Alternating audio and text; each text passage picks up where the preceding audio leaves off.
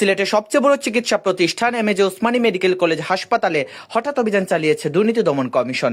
বুধবার দুপুর 12:30 থেকে এই অভিযান শুরু হয়ে বেলা 3টার দিকে শেষ হয়।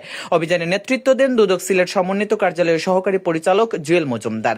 তার নেতৃত্বে গঠিত দলটি হাসপাতালের বিভিন্ন ওয়ার্ড, প্যাথোলজি বিভাগ, রোগীদের জন্য বরাদ্দ খাবার ও ওয়াশরুম ঘুরে দেখেন। পাশাপাশি বিভিন্ন দাপ্তরিক নথিপত্র তলব করে খতিয়ে দেখা হয়।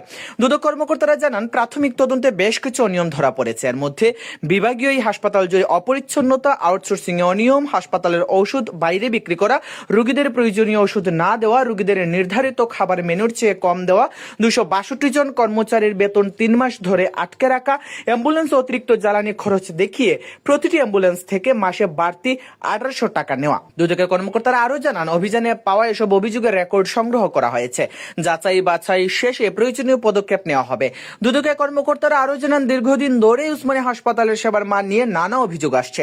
রোগীদের অভিযোগের ভিত্তিতে এবং স্বাস্থ্য সেবায় স্বচ্ছতা নিশ্চিত করতে এই অভিযান চালানো হয়েছে। 500 শয্যার এই হাসপাতালটিতে প্রতিদিন গড়ে 1500 এর বেশি রোগী চিকিৎসা নিতে আসেন। এত বড় একটি প্রতিষ্ঠানে নিয়ম শৃঙ্খলা বজায় রাখা অত্যন্ত জরুরি হলেও নিয়মিতই নানা অনিয়ম ও অব্যবস্থাপনার অভিযোগ উঠে আসছে। হাসপাতালের রোগী ও স্বজনদের অনেকেই দুদকের অভিযানকে স্বাগত জানিয়েছে।